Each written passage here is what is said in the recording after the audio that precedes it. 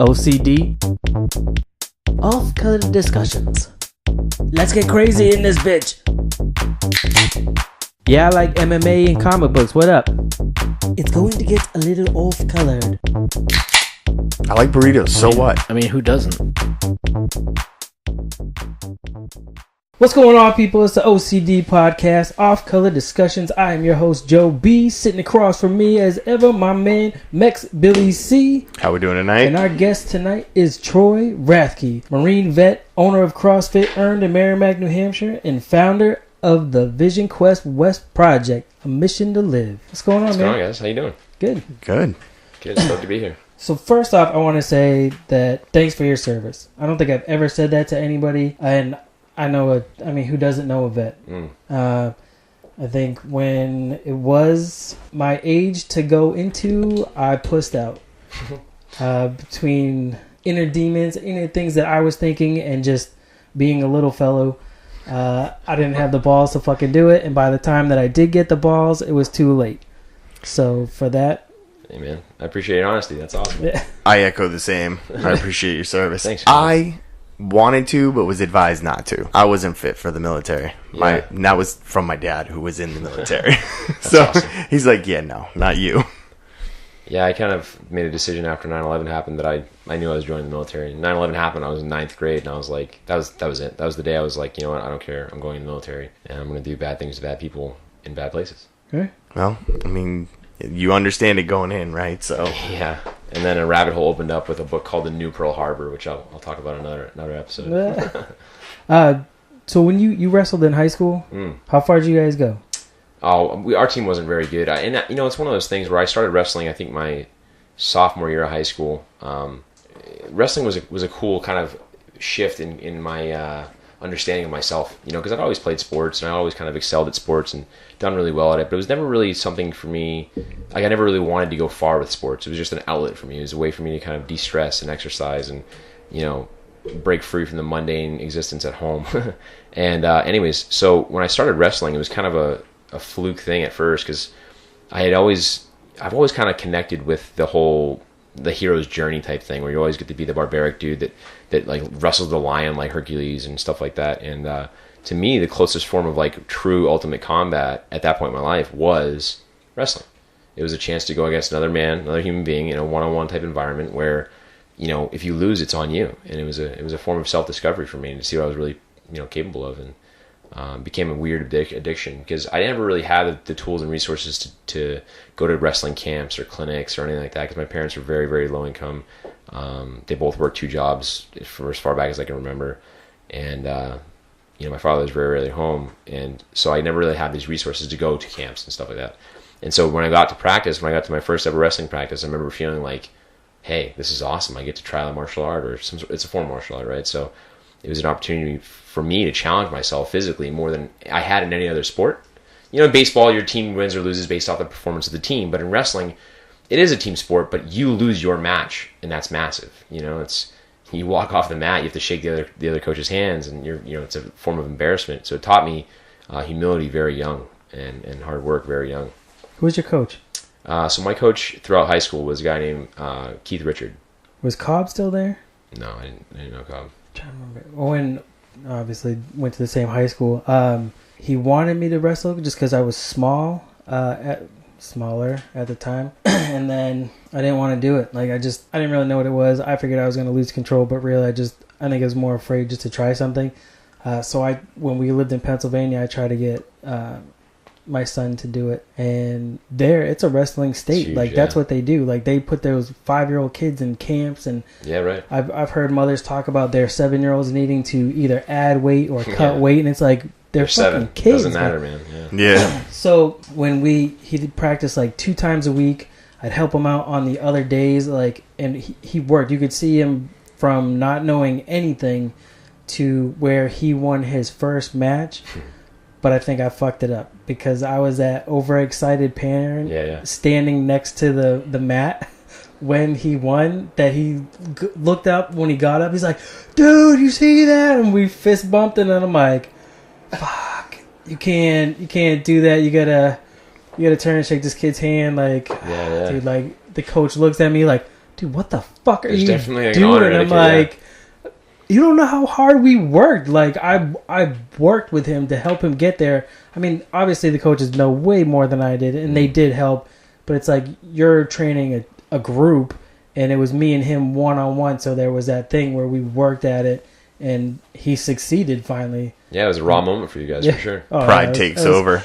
Pride. I was like, I mean, he won 2 back-to-back that night, and then we drove up here. But I was like, fuck, I am now that parent that's like, this fucking asshole. Like, yeah, you beat up a 6-year-old. Nice job. Yeah. Like, but no, it was good. It's a great sport. I love it. And actually, my cousin, his name's Andy Hanning. He's 13 years old. Looks like he's 20. I'm sure you've seen him at the gym at some point. He won his national title this year. He actually, awesome. Yeah, he's an unbelievable wrestler. But what he does is he wrestles all year round. So he wrestles at camps and clinics all over the country. Like he wrestles at national level tournaments every year. And for a 13-year-old kid to be that powerful, like it's pretty cool to see him grow. I mean, I remember watching him wrestle 3-4 years ago, and he was not super strong. He had to rely more on his agility. And to see him come out now, I mean, the kid he looks like a young man.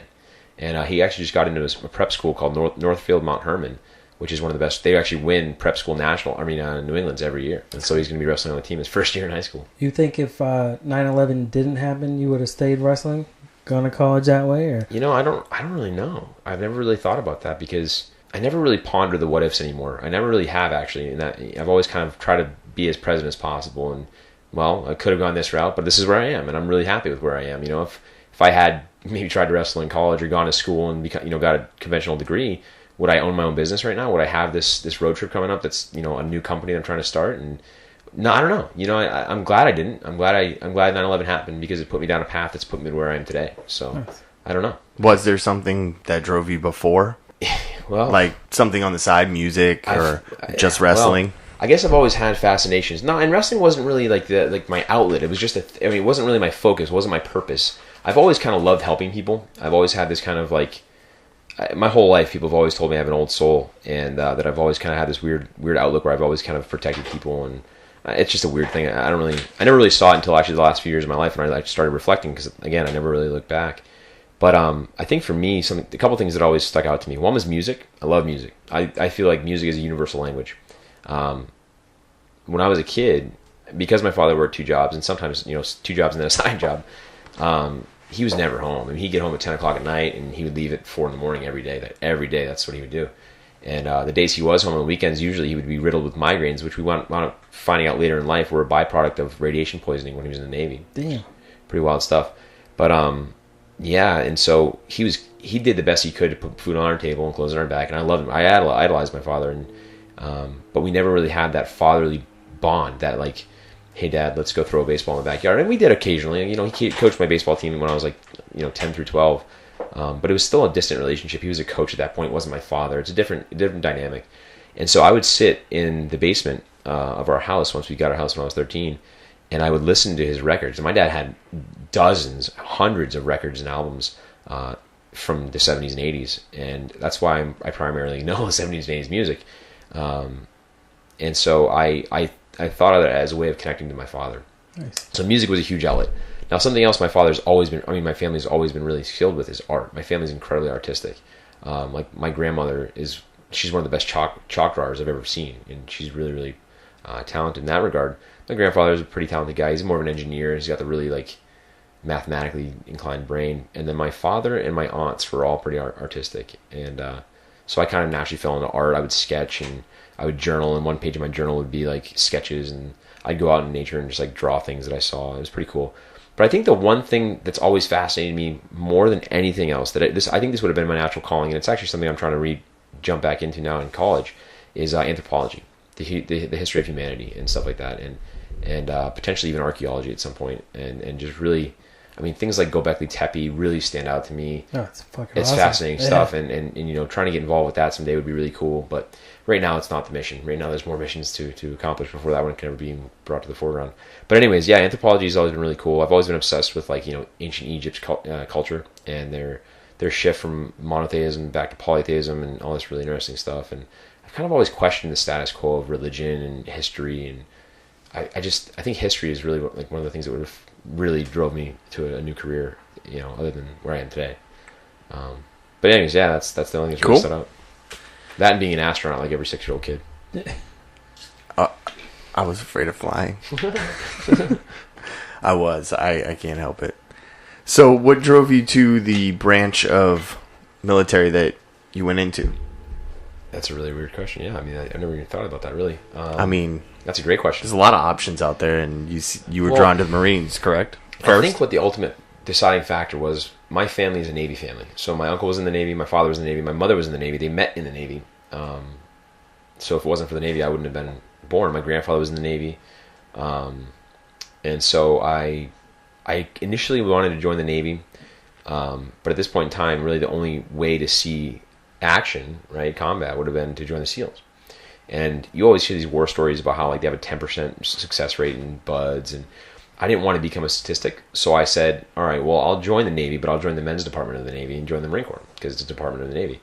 And I remember when I told my parents this, they were kind of just like, no, join the Navy. Like, you'll have a better quality of life, different jobs. I was like, no, you don't understand. I'm not joining the military to go be a paper pusher somewhere. I'm joining the military because I want to defend my country's honor. A very ignorant statement, right? But basically I wanted to go be a bully across the world. But so long story short, I joined the Marine Corps because I felt like it was still a part of the Navy and part of my family's legacy of being Navy people, Navy personnel. But the Marine Corps is just the quickest way into the battlefield for me. Right. Yeah. First in. Yeah, exactly. Tip of the spear. So anyways, that was probably what made me decide. I didn't even consider Army once. I didn't even consider Air Force, because again, those guys, I mean, the Army's interesting, but they throw a lot of money around, and you always hear, I've never actually experienced this because I've obviously have served in both branches now, but there's definitely a stigma to the Army that there are a lot more numbers in the Army, but a lot less quality numbers. Like you get about 100,000, Joes, as they call them in the Army, versus 20,000 Marines, and we'll accomplish the same mission. Yeah. But anyways, Marine Corps is, like, for me, probably one of the most respectable. I've had members of my family in all of them. Maybe not the Army, but Navy, grandparent, my grandfather, both my grandfathers. Father was Air Force. So I grew up around military bases. And yeah, I mean, it's a cool way of life. It's an honorable way of life. I admire the people who join the military. And that's part of the whole underlying theme of the mission that I want to go on that I'm going on next month, is that I believe that veterans, people who have sworn an oath to this country for the right reasons, not for people who are looking for free college or people who are looking for just an easy job and, the acclimates that come with, or the accolades, I'm sorry, that come with joining the military. I'm looking more so towards the people who join because they love the country. They love something bigger than themselves, the idea of what America stands for. Those are the people that I believe are the doers of the next generation. Those are the people they're going to rebuild this country after years of division and bullshit. They're the people who are going to stand up and say, all right, listen, guys, like, we're tired of this oppressive style of life we're living. We're tired of being lied to by our politicians. We're tired of being misrepresented in the media. Like, it's time to rebuild things the way it should be done. And that's part of my underlying mission. Like, I want to get involved in politics someday. I want to get involved in town level politics and eventually state level, and then who knows from there. But again, one objective at a time, and just kind of trickle up from there. One mission at a time. I tried to friend the mayor of Nashua. Oh God, he's not accepted so far. But for the same reason, like I started looking at what is being an adult. Right? Yeah, that's a good question. What is being an adult? So I had a conversation with a friend about when you see a problem, there's multiple ways to answer said problem, but you need to answer the problem. You can't just sit there and go, well, I don't want to do this, so I'm not going to do anything, because the problem's still going to be there. Yeah. So, like, with doing this, like, we had talked about it, and it's usually when people talk about stuff, nothing ever happens. So I made a decision. No, we're doing stuff. Like, being adult, there is something that we're going to do, an objective or something, then let's go do it. Why talk about it? Just let's go. There's nothing holding us back other than just to go do it and fix the problem. It might not happen the way I exactly wanted it to happen, but it will happen regardless. Yeah, for sure. So everything you want to have happen in life takes action first. Talk is so cheap, but action is supreme, right? Yeah. I don't think it ever turns out the way you plan. No, not at first, for sure. No, it never does. I'll probably get 500 miles into this road trip and the engine will blow up, but hey, at least I got 500 miles. So this road trip that you're taking, what brought you to this? A lot, really. So I've had quite a few friends of mine commit suicide since I got out. The actual number is kind of hazy at this point on who was suicide and who wasn't, but it hovers around a dozen. And that includes a really close friend of mine from my high school years named Steve Paquin, who was right up the street here on Hallett's Way here in Merrimack, and which is 3 streets down from me. I had seen him a few weeks before. He played softball on our softball tournament for the gym. He just got out of the Army and did a tour in Afghanistan, and I'm not really clear on what he saw for actions. I just know that he joined the military for the right reasons. He was a good kid. I remember I used to razz on him all the time because in high school he had a Marine Corps sticker on the back of his truck, but he wound up joining the Army after college.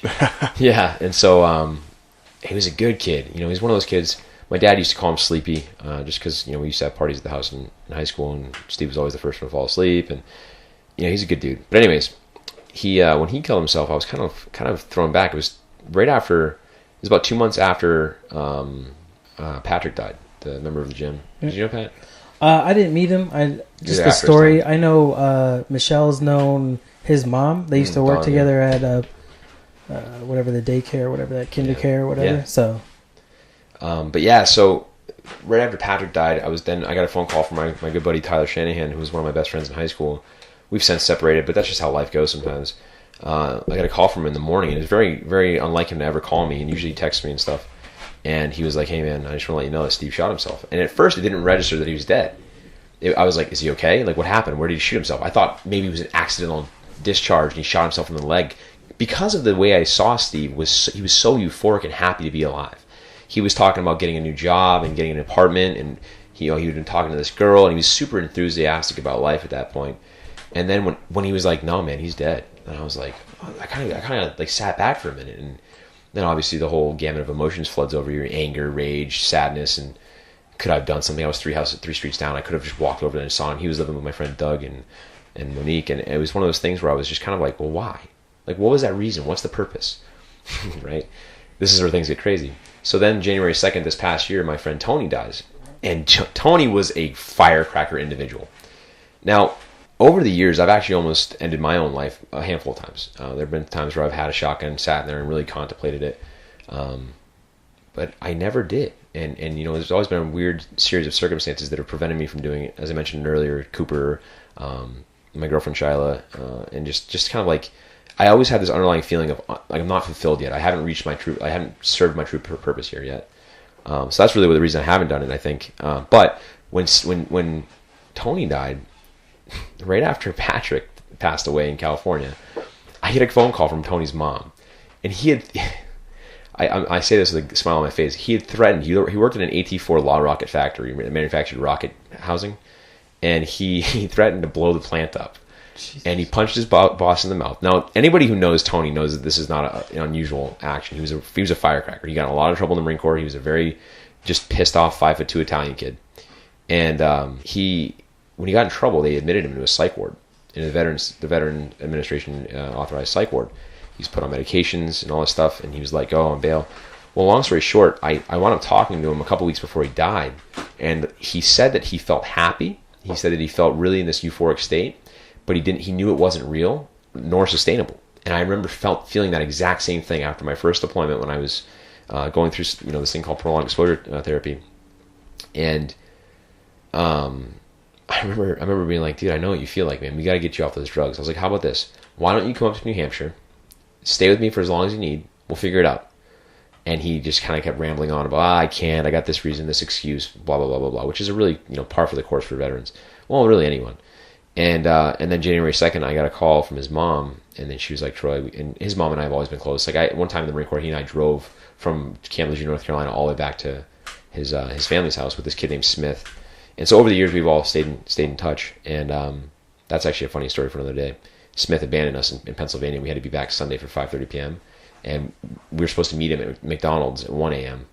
And he didn't show up. He tried to commit suicide. So he didn't have to go back to base. So Tony and I had to... Tony's father drove us 2.5 hours west, and my mother bought us 2 plane tickets to Jacksonville, North Carolina on her credit card, just so we can get back in time. It was a wild west type thing. But anyways, I said, what was the cause of death? And to this day, it's still unclear whether it was intentional or not. But all I know is they found him face down in his own kitchen. And I kind of sat back for a little while, and I didn't really tell too many people about it. I remember I internalized it for a little while, And then I started thinking about, well, what's the underlying reason? Why are so many veterans killing themselves? You know, and why is everyone trying to raise awareness? We know it's happening. Awareness has already been accomplished. What can we do? How can we break the cycle? And I started thinking about 20 months ago now, which at the time would have been like 14 months ago. I had this really big crisis of self happen, where my whole story, I was living this really inauthentic existence. I wasn't living a genuine life. I wasn't being who I'm naturally meant to be. I was living this very ego-driven life, and in the process of feeding my ego, I completely suffocated myself. Myself was so far away from where I was that eventually it had to crumble. The house of cards had to crumble. And when it did, I remember feeling so helpless and alone, and Shiloh had left me. The gym lost a bunch of members. It was a really, really kind of crazy and very volatile moment in my life. And I'm actually very thankful for going through this, because I wouldn't be where I am and who I am today if I hadn't gone through this. I would have just kept going down that cycle and hurting people, and using people, manipulating people, and just being very it wasn't that I wanted to hurt people intentionally. It was just that's what was happening as a byproduct of who I was, And so anyways, I remember on a Monday, I sat down and I wrote some suicide notes, 7. And I was planning on going up Saturday to the post office and mailing them out so that they would arrive at people's houses on Monday. I had it all planned out. That Sunday I was going to drive up to the White Mountains, and I was going to go hiking, and I was going to disappear forever. I was going to never come back. I was going to find somewhere off the trail and just end it, and end my suffering. And oddly enough, one of my really close friends, probably my closest friend in the world, it's one of those things where, he lives in Salt Lake City now. He's from Connecticut. We met on base. He was a Navy corpsman. He shows up at my gym on a Thursday, and we had been talking over the week and stuff, and he was like, hey man, I'm going to come up and see you, blah, blah, blah. All right, cool, dude, whatever. He shows up at the gym on a Thursday, and he had coordinated with Jen to cover all my classes at the gym for the following Friday and the following Monday. And so there goes my whole blueprint for that weekend and how it was supposed to unfold. He took me to Acadia National Park for 4 days, 3 nights. I wasn't allowed to touch my phone once. And the whole drive up there, I was allowed to touch my phone and kind of let everybody know where I'm going, what's going on. But I was panicking. I'm like, I don't know what's about to happen. And so for 4 days and 3 nights, I had to experience reality in the most rawest form. I had to sit there and look at who I was and evaluate everything, everything that had led to this point. I saw stories from when I was a child, these traumatic memories from when I was a kid, and all I ever wanted was my father to give me attention because he was working so much. So I built this subconscious belief that I was unworthy of his love, right? And so I harbored resentment for him for years because of that. But that was never the truth. That was a story that I told myself and I believed was the truth, but it wasn't the truth. And so what wound up happening was I let go of all of that. And if I hadn't gone through that, I wouldn't, like I said, I wouldn't be here. I'd still be living and believing those same stories. So I realized, all right, I know what has helped me. If it helps me, it could help one other person. I know it can, because obviously I'm living proof that it works. And so I said, all right, well, my goal now is to replicate that same experience, that same environment, and escape from reality for a little while with as many veterans as possible, as often as possible. But realistically, I know that veterans can't, go on these trips all the time. They can't afford a week off, a weekend off, 4 days off. They can't afford it. Right. So I decided to go on a yearly road trip. I'm going to do a yearly road trip, and it's going to be a Western road trip, and that's hence the Vision Quest West. Because in the term Vision Quest, which is a really interesting kind of choice and name, came from a couple things. One, it's my favorite movie of all time. Vision Quest is a great movie about this wrestler named Loudon Swain, played by Matthew Modine, who also played Private Joker in Full Metal Jacket. Interestingly enough, he was a wrestler in high school and a Marine afterwards.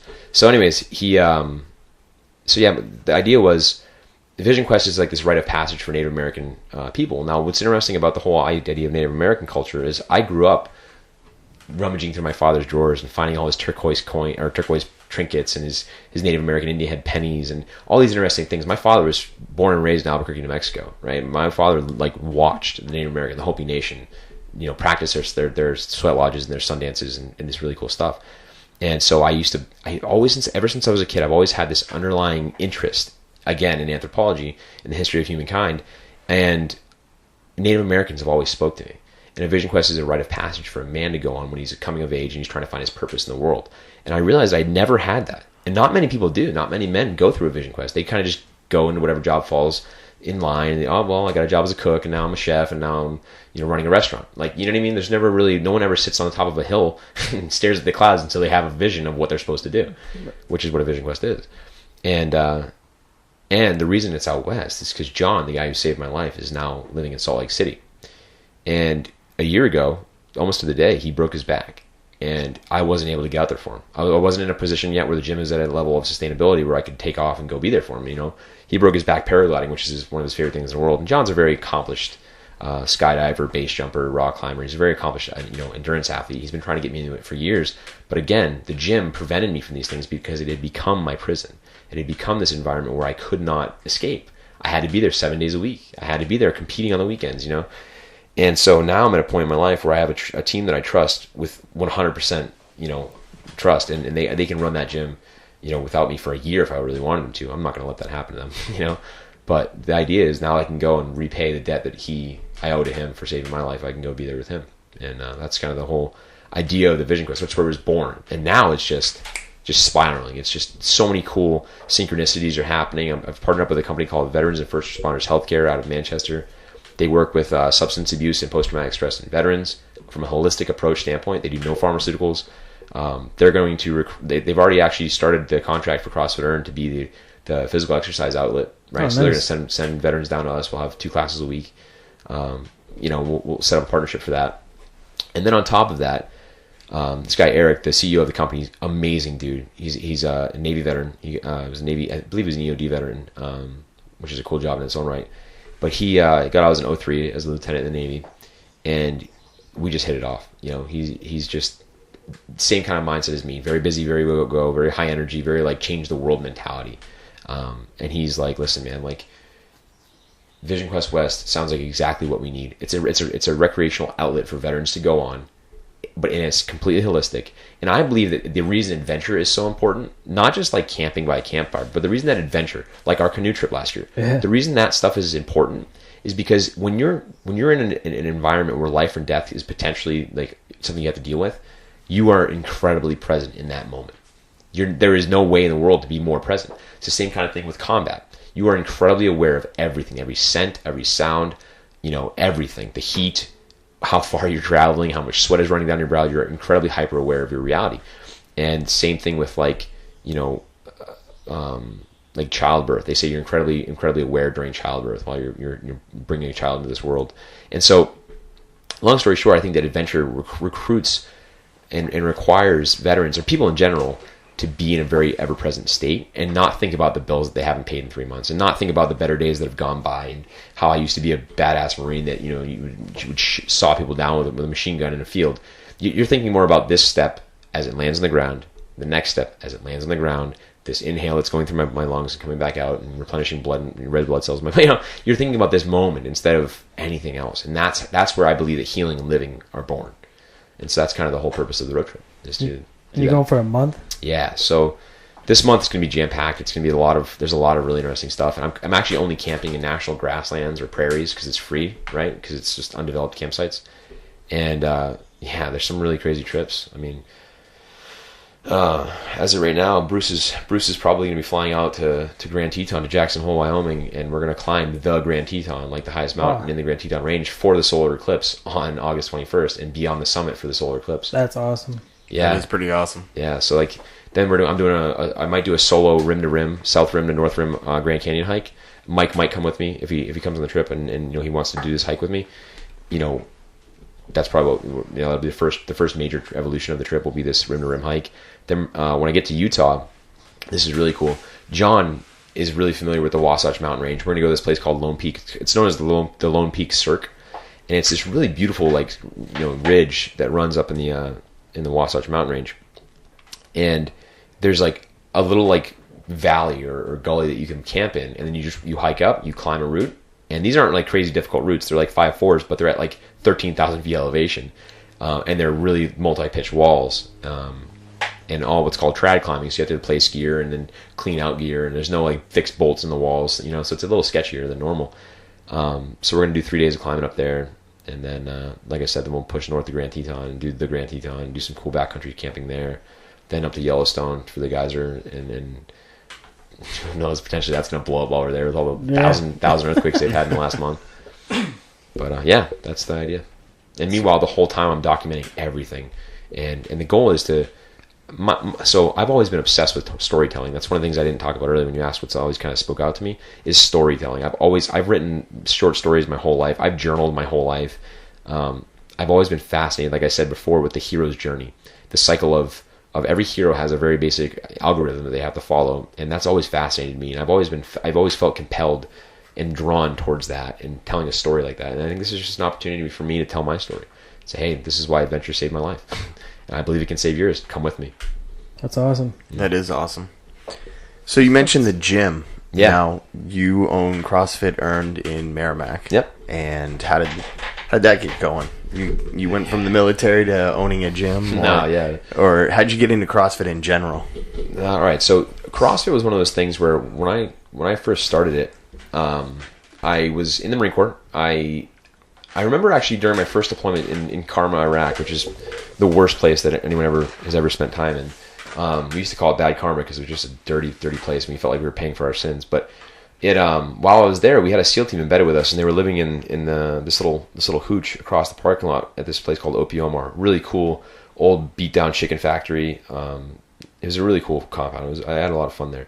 But what was really interesting about it is they would work out, and we never really worked out because my platoon was Mobile Assault Platoon 2, and us and Mobile Assault Platoon 3 or MAP 3 were the busiest platoons in the busiest company in the busiest battalion in all Anbar province, and we were routinely told that by our company commander and our company first sergeant.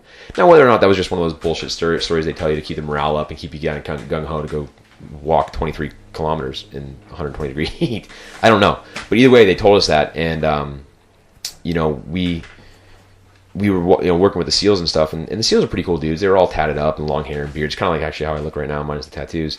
And interestingly enough, I used to watch them do workouts like cleans and deadlifts and handstand push-ups and stuff. And so finally one day I asked them, I was like, what are you guys doing? And they were like, oh, it's CrossFit. I'm like, oh. They're like, yeah, you guys probably don't know about it. It's really kind of like underground fitness routine. It was real big in California at the time, and that's where they were stationed, obviously in Coronado. And so I was like, oh, that's really cool. And it kind of like was one of those things where they showed me a couple workouts, and I was like, all right, I'm going to try this stuff. Like, I'm going to try it. I didn't want to do it in front of them because they're all really fit. They're SEALs, right? They're the most fit branch in the military, or organization in the military. And so what wound up happening is I tried Diane, which is a very simple workout. It's 21 deadlifts, 21 handstand push-ups, 15 deadlifts, 15 handstand push-ups, and 9 and 9. And so at the time I was pretty fit. I was one of the highest PFTs in the company. I think actually I might have had the highest PFT at that time, and which is our physical fitness test. I ran a sub 18 3 mile. I did 20 strict pull-ups, and I would do obviously the routine 100 sit-ups in less than 2 minutes. And so, long story short, I thought I was fit. I thought I was this really crazy fit Marine. I wasn't Marine. I had to be fit. And I did the workout by myself in this little mud hut, and I didn't even finish the second round because handstand push-ups were something I had never done before. And at the time, I didn't realize that handstand push-ups, the full range of motion is, you kick up into a handstand against the wall, lower your head to touch the floor, and then press back out. I thought I would just go down a couple inches, come up a couple inches. But I had also never done deadlifts in a really high fatigue state like that, where my heart rate was jacked up and I was breathing in the worst mud in the world. And it crushed me. It literally crushed me to the point where the next day we went on patrol and I was like hobbling.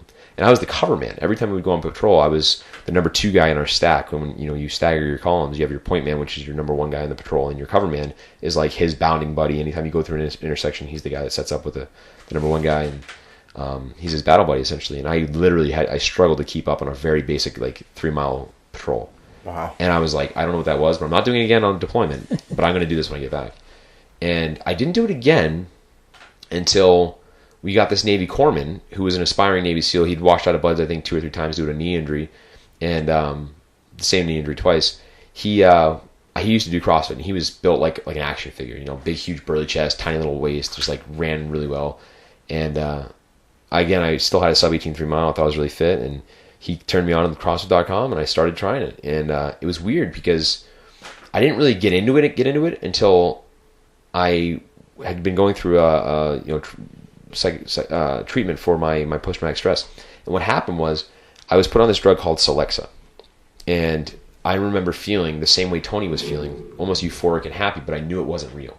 I knew it was this very fake and chemically driven happiness that wasn't sustainable. And I said to myself, all right, if I'm going to come off these drugs, which I did cold turkey on my own, she was like, no, we have to wean you off over the next 30 to 60 days. And I was like, no, I'm done. I don't want to feel this way ever again. So I went home, I took my bottle of Celexa, I dumped it down the toilet. Well, I shouldn't say home, back to the barracks, dumped it down the toilet. And I said to myself, well, what's the one thing that will create a euphoric feeling? And at the time, it was running. So I got real big into running. I ran half marathons. I ran 3 in 3 months. I ran my first 10K in a pair of Vibram 5 fingers I bought the same day, and I had shin splints for a week. I got really big into running. And then Doc had said to me, he was like, you should really get into CrossFit, man. He's like, you're getting kind of skinny. You should try lifting some weights. And I did. And from that day forward, I've just been obsessed with CrossFit. It's been one of those things where I did it because it made me a better Marine. It made me more physically fit as a Marine. It also made me a better climber because there was an on-base climbing gym I used to routinely climb at. I used to go hiking on the weekends when I came home. And it was one of those things where I noticed, I felt the difference right out of the gate. As soon as I had been CrossFitting for 3 months, 2 or 3 months, I remember feeling better. And that's kind of where my love for CrossFit started.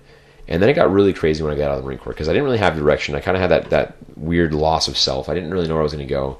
At first, I wanted to go to school to become a journalist, and I wanted to become a combat correspondent. So I took a bunch of writing classes, and my plan was to eventually probably move down to the city, New York City, and try to become a writer. I didn't really ever give it too much thought because, again, I don't like to plan things. I just kind of go with the flow and see where life takes me. But I remember being like, you know what? I could never live in the city. I just can't do it. It's too overwhelming. It's too, there's just way too much stimuli and input, and it was just not my environment. So I shifted majors to kinesiology, and I got accepted to New England College, and I planned on moving to New England College. But then at the time, Shyla had just got a job as a teacher in first grade at Bicentennial in Nashville, right? So ruined everything. I wasn't going to move up to Henniker, New Hampshire, an hour and change away, and make her drive all the way down. And I certainly wasn't going to drive an hour and change away every day just to go to school. Plus, the program I got accepted to was 3 years at NEC and 3 years at I forget the name of the school, Daniel Webster College. No, but it was a doctor of chiropractic school, or also physical therapy. And so that was kind of somewhere I wanted to go. That obviously fell through when I decided that I couldn't go to school. I couldn't do that to Shyla because she was so enthusiastically excited about this new job. So I kind of decided, you know what, I'll just stay in community college and just get a general education degree and, just go from there. And I didn't really have a direction, but the whole time, the only constant in my life was CrossFit. I was CrossFitting in my parents' backyard for the first summer that I was home. Then I joined CrossFit New Hampshire, which was my first official gym that I belonged to. And that's in Manchester. And I'm still good buddies with the owners of it. He's actually a former Marine. His name is Sammy. We went to high school together. But back then he went by Rudy. Because he was like 4'9" and built like a brick shit house. But he, so I started CrossFitting there, and then the drive just got kind of crazy after a while. I decided to no longer CrossFit. I moved back, I stopped CrossFitting up there. I got a membership at a gym in Nashville. But I just loved the environment of CrossFit. I love that vibe. And so I got recruited by some dude to run his class. It was this guy Mike. He's a good dude, just young, just wasn't ready to open a business. And he opened this place called the Center for Strength and Athletic Development, and I ran all of his classes for him. I ran a 5 o'clock a.m. class, a 7 o'clock a.m. class, and then 5 and 7 p.m. And there were like 6 members. They were the only paying members the whole gym even had. And it was in the mill buildings in Nashville on the 4th floor, so it was miserably, do you know where Triumph BJJ used to be? Yeah. Yeah, right next to it. So it was on the 4th floor of the mill building. It was just a truck to get up there every day, and then to walk back down when you're tired and sore. It was just not very fun. So then I show up one day, and kind of that ran its course, and they just shut down, and so I left, and I got a job at this place called Johnny D's Tough, which is now CrossFit Tough in Nashville, and coached there for a better part of a year with my friend Brandon Peterson. We ran the CrossFit side, and then Brandon left to go open his own gym, and I decided, you know what, I think I'm going to open my own gym too. So John and I parted ways, and I wound up opening CrossFit Earned, and that was it, man. I didn't really have it. I have a zero business acumen, I had no experience with business, but I said, you know what, I know the way I want to do business with CrossFit. I know that this has changed my life. I know it can change the lives of others. I know what CrossFit stands for. I know what, its potency is immeasurable, and I said, you know what, we can change lives. We can do it.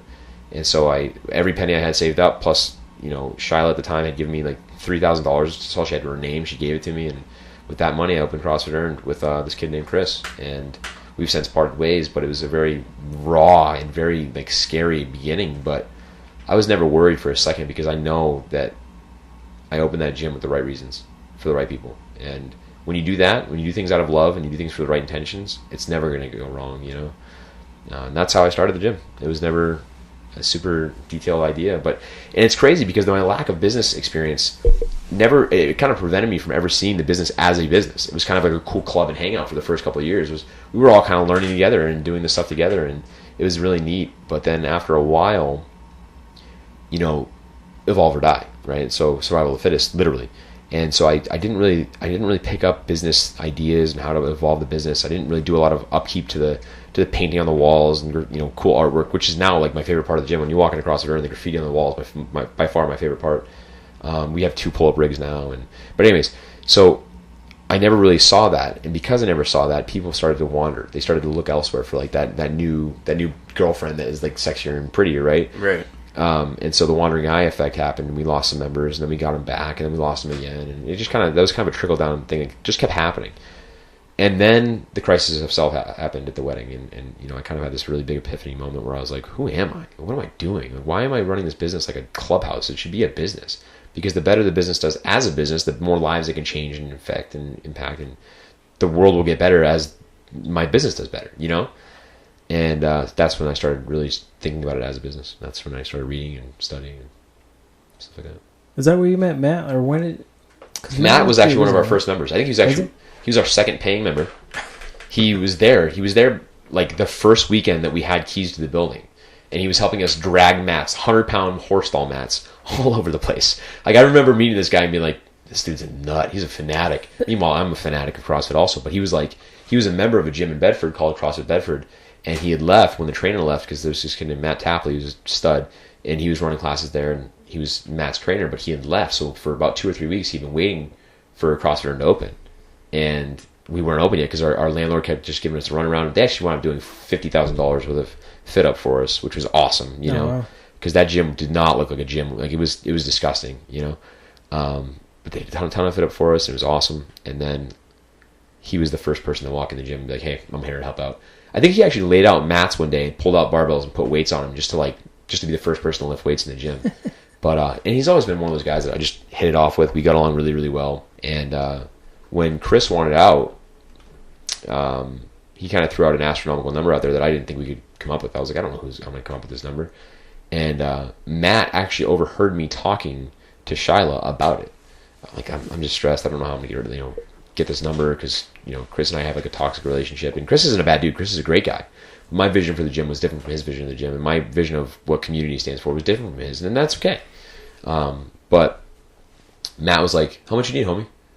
Literally, I'm like, "I need X, Y, and Z." He's like, "Well, I can't give you the whole total, but I can give you a little bit for I'll give you this cash." Offer it to him, and he wouldn't take it. He was like, "No, after taxes, man, I need this number." I was like, oh my God. So I went to my only friend who I knew that has disposable income. His name is Nick, and he's one of my good buddies. His wedding's coming up in August. His wedding might actually be the only reason I come back from this road trip.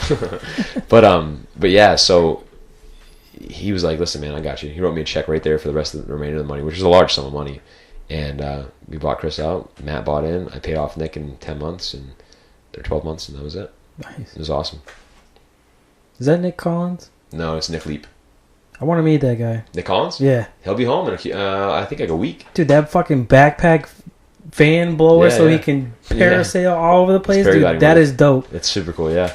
I was like, damn it. He's a friend of his. He's a friend of mine just through the gym, but he's a photographer, dude. He takes amazing photos of Iceland all over the place. That's badass. But he's got a backpack and a parachute, so he can parasail all over the place and take pictures.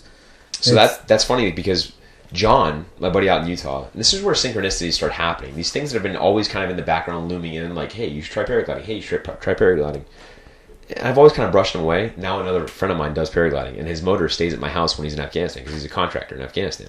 So while he's deployed, I've had like $10,000 pretty much worth of gear, not just his, but like also I had 2 paragliding motors at my house, 2 paragliding wings, a bunch of climbing equipment, mountaineering equipment, all this stuff. They just kind of send it to me and keep it at my house, But yeah, paragliding is one of those things that I'll definitely get into by the end of the summer, I think, or at least by fall. That was a lot of fun. It's so cool, man. And there's a place up in New Hampshire. I forget what the name of the town is, but it's like $350 for 2 days of flying. And it's just a blast. You go up there. Yeah, it's super cool. You can pay like $140 for one afternoon of flying. Yeah, but even that, dude, that's not bad. When I went hang gliding, it was $155. Wow. For 20 minutes. Yeah.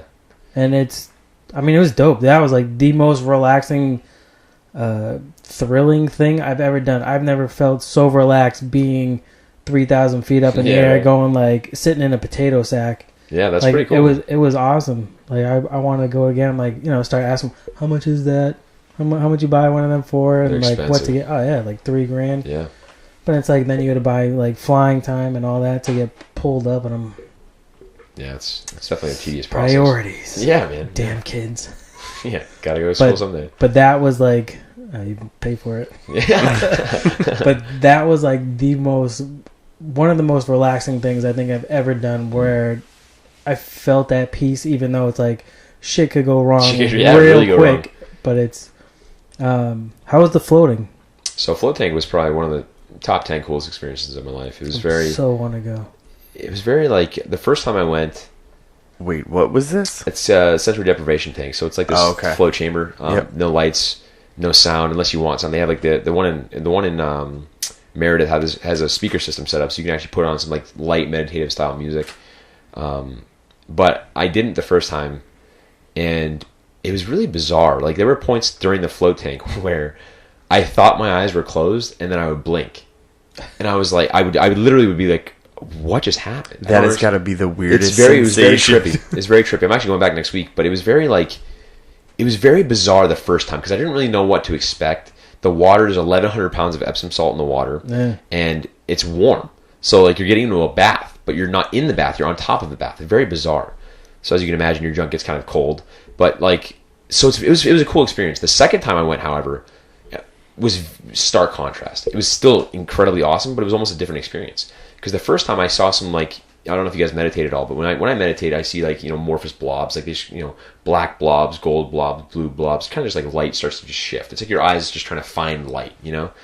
And the second time I went, way different. I actually saw like light. I saw like little blue pops of like, I don't know how to explain it, like almost like lightning bugs, but blue and bigger, like, but not as bright and vibrant. They were just kind of like this soft blue light that was popping. And I actually don't know if I was awake or asleep for like majority of it, because it felt like it was 5 minutes.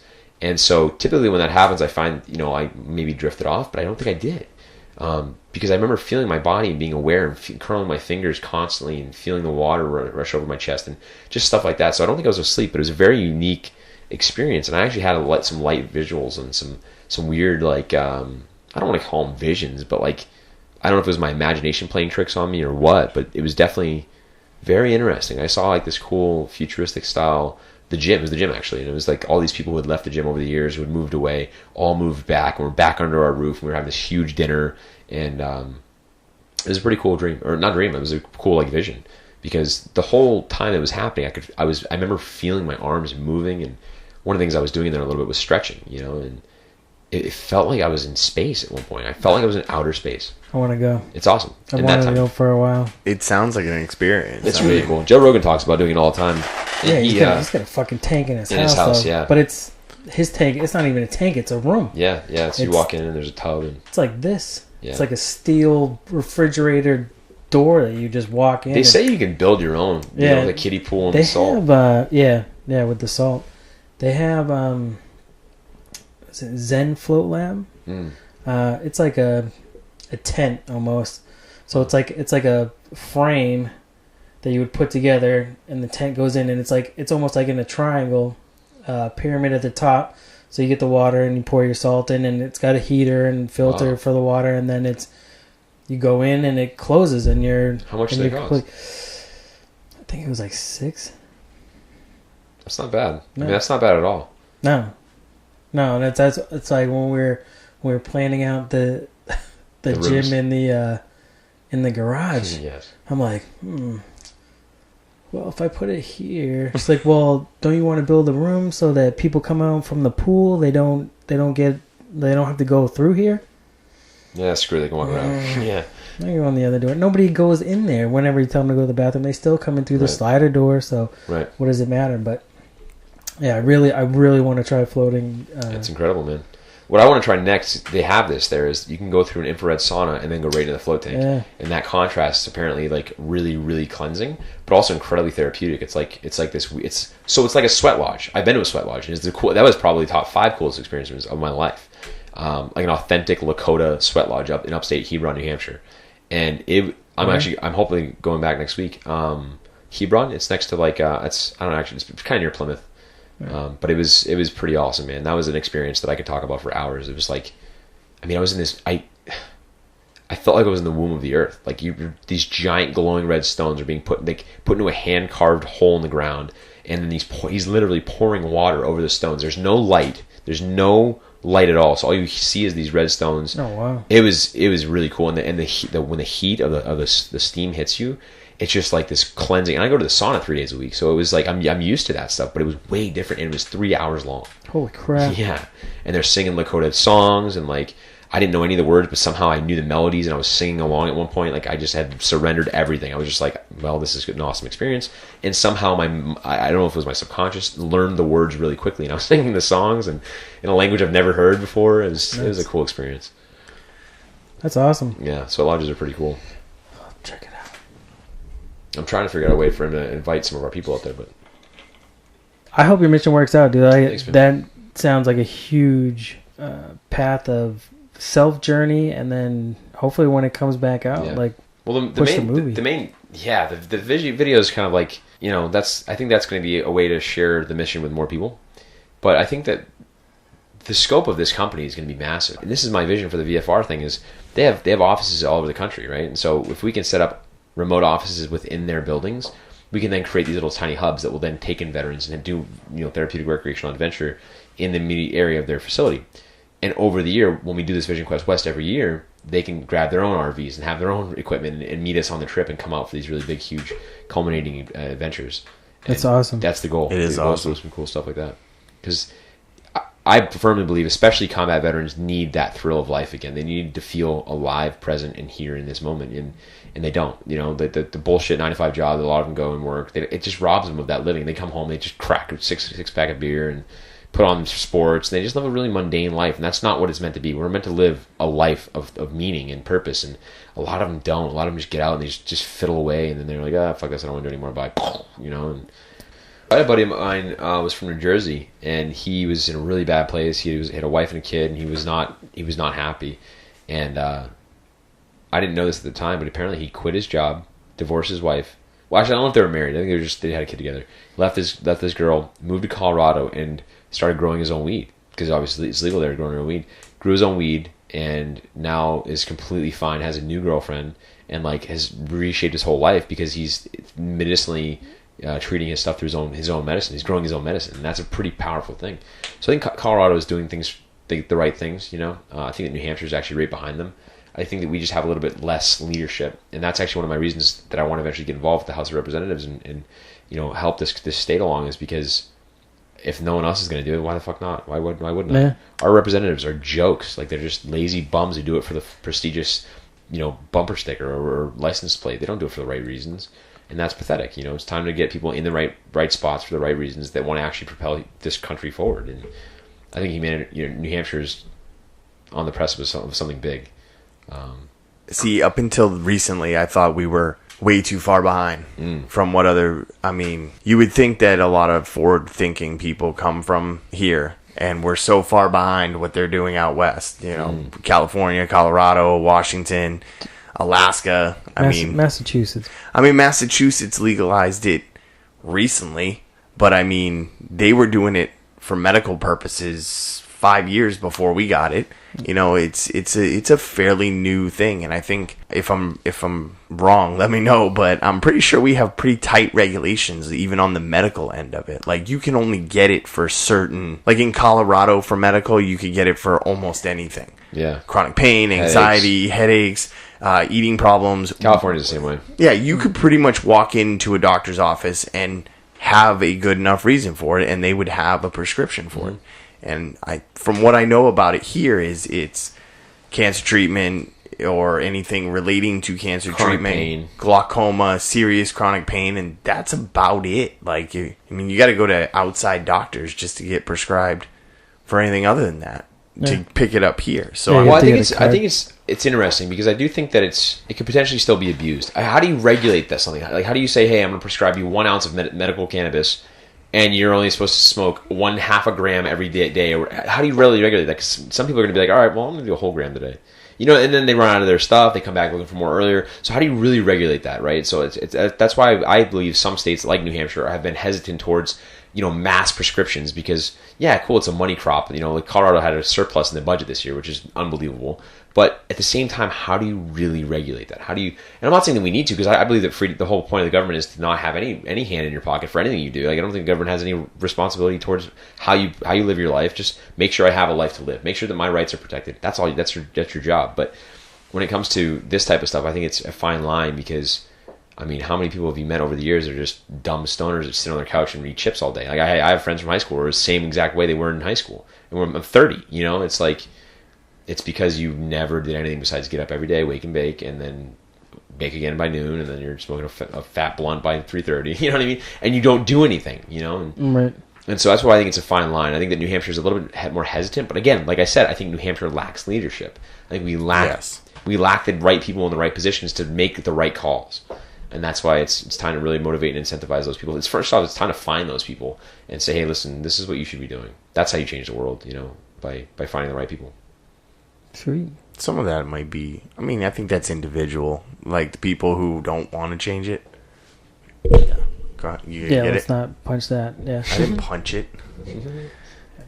Good. I'm in a good mood today. Don't ruin it. I'm gonna grab my bag. You can sit, relax. I had a burrito today, so I'm in a good mood. Don't ruin it. Chipotle? No, not today. Oh. There's actually a place by my work that is really good, so I go there. But Chipotle is my usual go-to. I haven't had Chipotle in forever.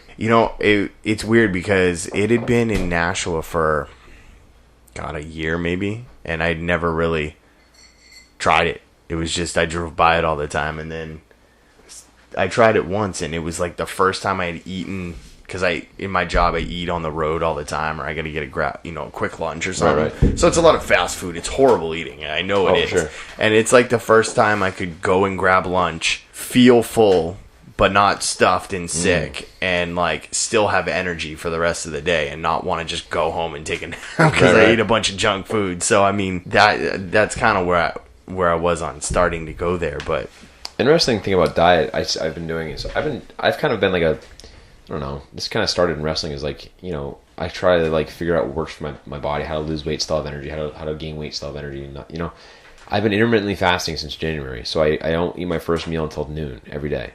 And then I don't eat again past 9 p.m. Obviously, because I'm usually in bed by 9:30. But and it's I'm telling you, man, it's worked amazing wonders. And there are days like I'll try to fast once in a while, like go till like dinner and not have a meal till dinner.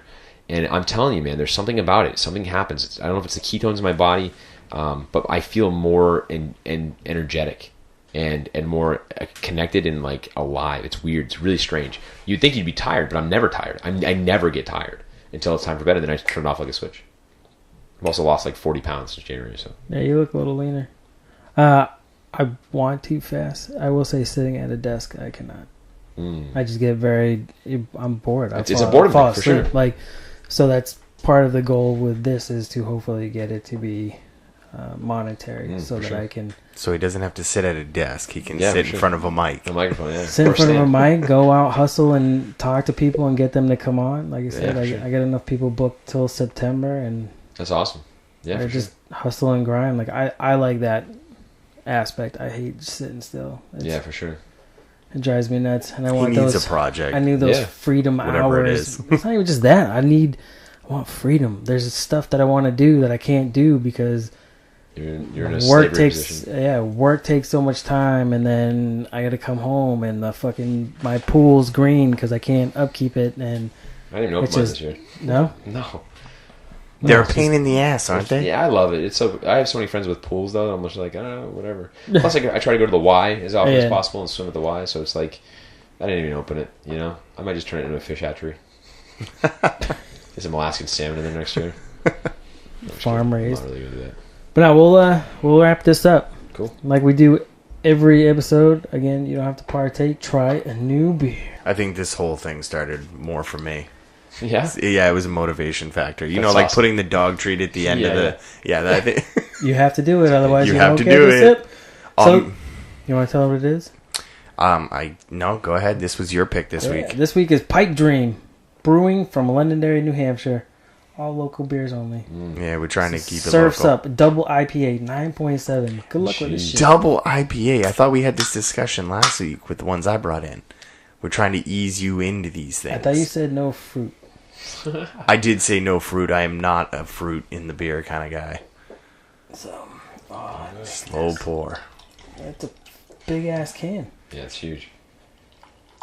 Oh, it Is smells that one of good. those quart cans? Yeah, 30. That's so excessive. It is. As someone who is a beer drinker, and I love to try different beers, like I get excited when I try new beers. The quart can seems a little excessive. It's a lot of pressure. Well, it's like when we went camping last year. I remember Jonathan got a bunch of them, and I was like, "Who the hell drinks a whole quart?" You know, especially when it's 9 point something. That's gonna put you down. Oh yeah, the double IPAs when they get up in there, one is good for me. I mean, that smells really good. I smell grapefruit. Oh no! It's not. No. That's fine because that's part of the brewing process with the IPAs. I mean, when you get an American IPA, you get a lot of citrusy kind. Who's the kid that works with Dave? The tall kid gave me the beer at the. Dave. That's his name. Yeah, Dave? his name's Dave. Okay. It's he had some beer New Year's that was fucking grapefruit, and I was good. I took a sip. I'm like, oh, it's not that bad. He goes, grapefruit. Took another sip. Can't do it. Yep, that's See all you you later. taste. Yeah, it's not the flavor of grapefruit that you're gonna get from it. You probably won't taste any of that. It's the smell. Like it's from the hops. I just learned all of this recently. I don't know about American hops and the way they grow and they process them. American hops, Australian hops, European hops. They're all different. You're gonna get a different kind of note from all of them. Right. And American hops typically are more citrusy, and Interesting. you get a lot of that grapefruit smell in the IPAs and stuff. So Interesting. but it doesn't taste that way. Well, that's good. I hate grapefruit, or I'd never try an IPA. I love grapefruit. It's actually what I used to eat every day for breakfast for a long time. It's Pretty good. Yeah. For a 9 point, that is extremely smooth. It's nice color to it. It does. If they have smaller Bubbles. cans or bottles, cans, I would, because see, the problem with something is like that, like you said, You have to drink the whole thing. It's commitment, and I don't want. No. It's gonna be that one. Now, if you're going to split it with someone, that's fine, because then you can have your one glass and then you're not wasting it. Well, I think that's what we did. I mean, I know Jonathan drank a bunch of them, but I think that's what we did was open one, and it was like Pass it around. don't Yeah. all around to like 5 people. That was probably one of the craziest nights ever. That was an awesome time. That was a fun night. I can't wait to go this year. I still don't think people really understand how crazy those waves were when we came out on the north side of that island. That was insane. It was. I think I love the patch, how it has the little Harry Potter scar. Yeah. For Alex. Yeah. Took a pole to the face. I actually have a picture of it. Yeah. Who took? This guy, Alex, one of his coaches at the gym. Yeah. We went camping in, what's that, September, October? So it was cold. The wind was whipping through. Cold in September or October in New England. Yeah, so we were on Squam Lake. We had a canoe out, which was probably about a mile. It was 2 miles. 2 miles. 2 mile canoe. Almost like 3 because we were like blown this way for a while. Had to cut back across. And then get there, we're setting up. It starts to rain a little, so we're trying to prop a tarp above the fireplace. I'm trying to get a fire going through with a fucking flint and shavings, like so magnesium shavings. Getting it all old school. Oh yeah. So all of a sudden I hear, boom. It sounded like a baseball bat hitting like a little league baseball bat hitting a watermelon. This pole comes flying next to me. I turn and then I look up and he's down. I'm like, oh shit! And then all of a sudden he's like, dude, we gotta get a cloth. Like he just opened up right here, like scar. So like, yeah, this picture right here. No one can see this if they're listening to this, but right now. But this is the campsite, right? There's a tarp we're putting up. That's in the process of putting the tarp up. Okay. That was literally while it was happening. And so there's Joe actually right in the middle, right in the middle of your sweatshirt, right? Yeah. And so, anyways, trying to get a fire going.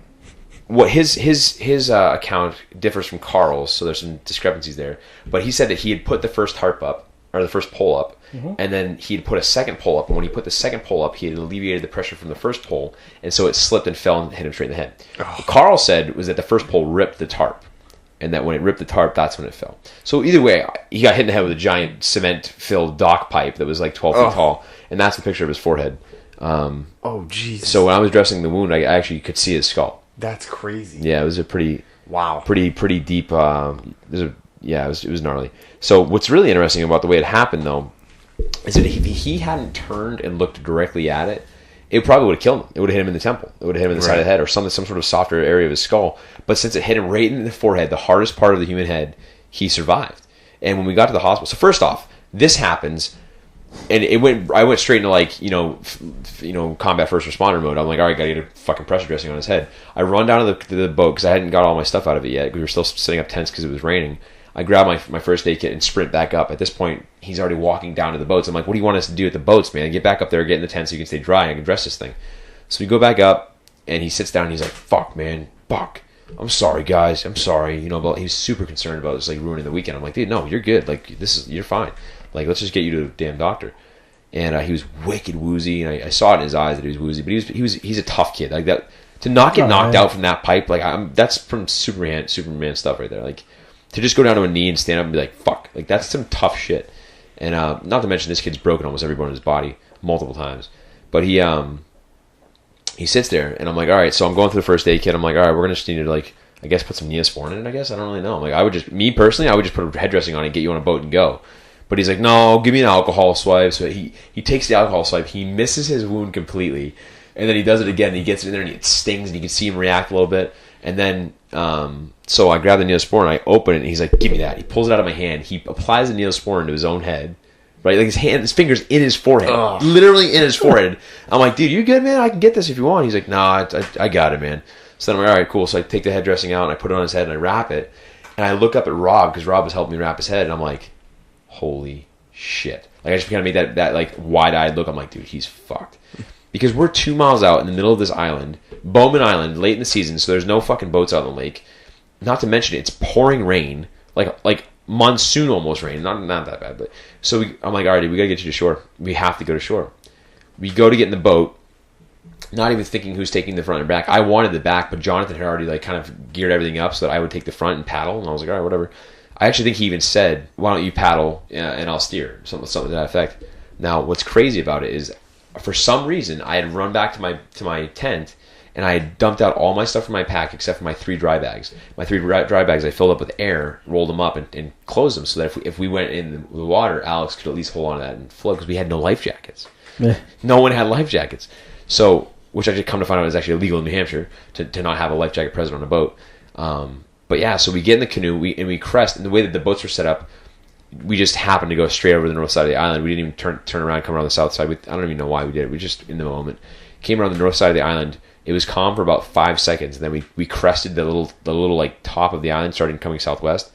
And I'm not joking, 2-foot white cap waves, horizontal rain smacking us directly in the coming right at us, directly at us. Not an angle that we could use, not like at our back where we could just ride them in. They were literally smacking us right in the mouth, and I literally had this moment where I was like, all right, and we just started paddling, and we just started going nuts. Well, I started paddling, I should say, and Jonathan had to keep his paddle in the water just to steer because the winds were turning us that hard.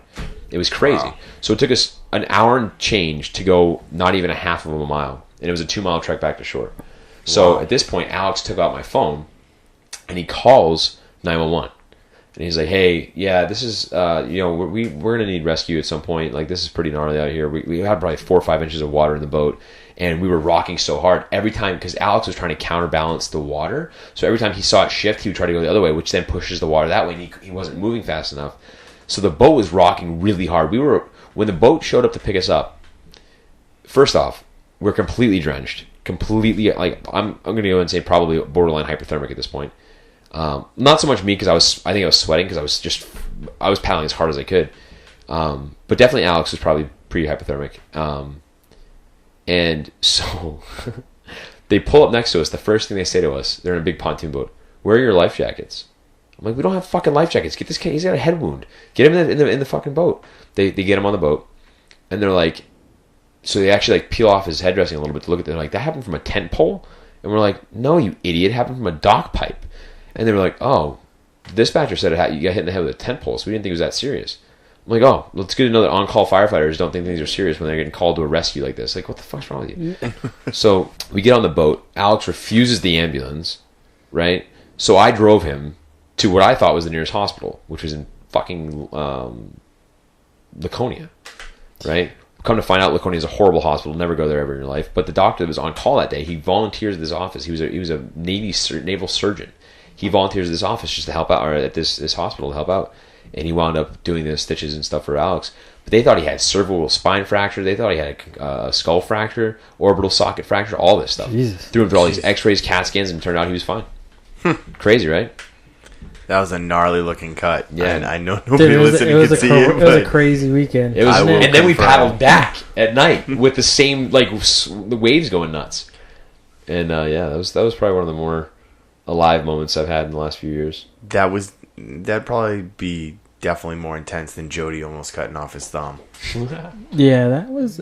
I mean, that was a little nerve wracking, but the second year we went to Omagog for our guys' weekend. My friend went to go cut a limb off to make a skewer with a brand new buck knife. Oh, cut his tendon in his thumb. Oh, all the way down to the bone. So we had butterflies. So we bandage it up, and he's sitting there drinking. He's in pain. He's like, "Fuck, dude! Like, it's almost nighttime now." So he's like, "Dude, I gotta go. We gotta stitch this up or something." So I'm like, "All right, dude, we'll go." So me and him get in the canoe. I basically rowed 2 miles to get to there. Guards are already gone. Our park rangers are already gone. There's people out. We're like, "Dude, just give me thread and needle. We'll figure it out." I'm fucking hammered at this point. Yeah. Right. So we go into the bathroom. I wash my hands. I take off my wedding ring. I give him a stick to bite on, and I'm like, I got this. I've seen a house a million times. Yeah, I know how to get stitches. Yeah, so, I can do stitches. Dude, after trying to get in there, stitch it up like as best as I fucking can with like a sewing needle, not even like a suture needle, like a Why'd you have a sewing needle? Because that's what they gave us. That's all we had. Right? They got this from campers. They got from campers. Fishing line that's what they got. So then we're like, all right, we're good. Fuck it. I lose my wedding ring. I have no idea where it's gone. So we go back in the canoe. We row the 2 miles back. All of a sudden, I hear, "Hey, somebody's creeping up on us." Fucking Roman candles come flying at us. I get hit in the arm. These fucking assholes waiting on the thing. I get hit in the arm, drop the oar. I'm like, fuck, what's going on? So you get up by but I mean, he was good. But when he came back, he had to go get fucking surgery. So you didn't take him to the doctors? No. He refused to go. He refused, man. He didn't like where you're at up there in Umagog. Like there's no. Yeah, I know that is. Yeah, there's no hospital close. I think we would have to go to Berlin. And then, there's no phone service where we're at. Like that's why we rode out. Oh yeah, we're literally on an island in the middle of the lake, and we get dropped off there. And this happened. Him cutting his thumb happened, I'd say, within the first 2 hours of getting dropped at the island. Oh yeah. So he spent the entire weekend. 4 days, I think it was.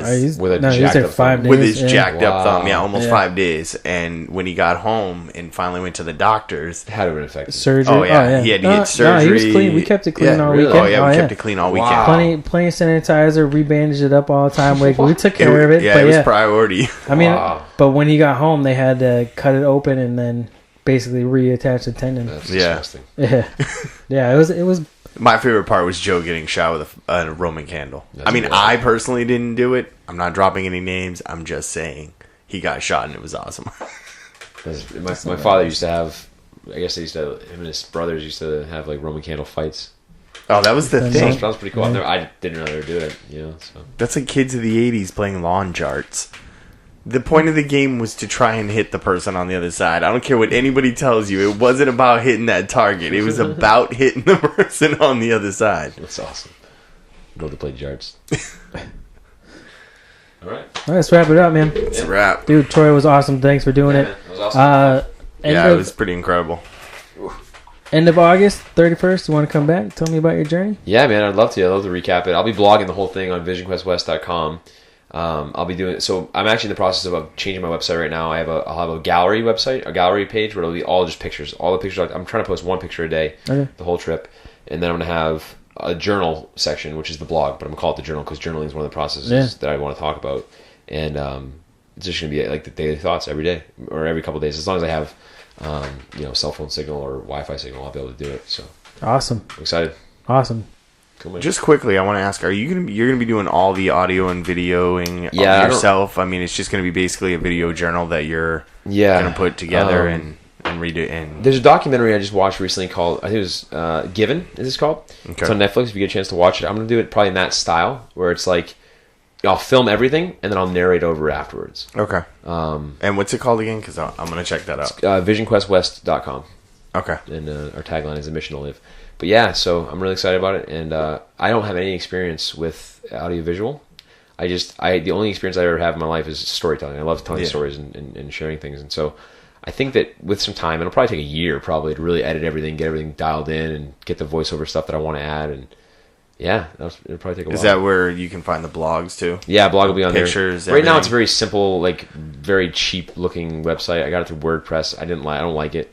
But the new one is through Squarespace, and it's going to look really, really polished and really solid. So, yeah, cool. Dope, man. Cool, man. Dope. All right, folks, man. That's episode 2 right there. It's only getting bigger and better. That was awesome. I can't thank him enough for coming out. I hope his journey's awesome, and I can't wait to hear about it when he comes back. Next week up on the podcast, we have Joe Sylvester of Joe Trivia. He's a local comedian, does trivia nights at the bars. He's gonna come in and talk about his life being a comedian, and then putting me and Billy to the test a little one-on-one. Who's going to win? You know it's going to be me, right? You know it's going to be me. It ain't going to be him. If it's him, we should at least put something on it. I'm going to have to talk to him. We'll discuss it at the beginning. We'll figure it out. We're going to put something on it. All right, folks, that's it, man. Have fun. Much love. Spread the word. OCD, baby. We're growing.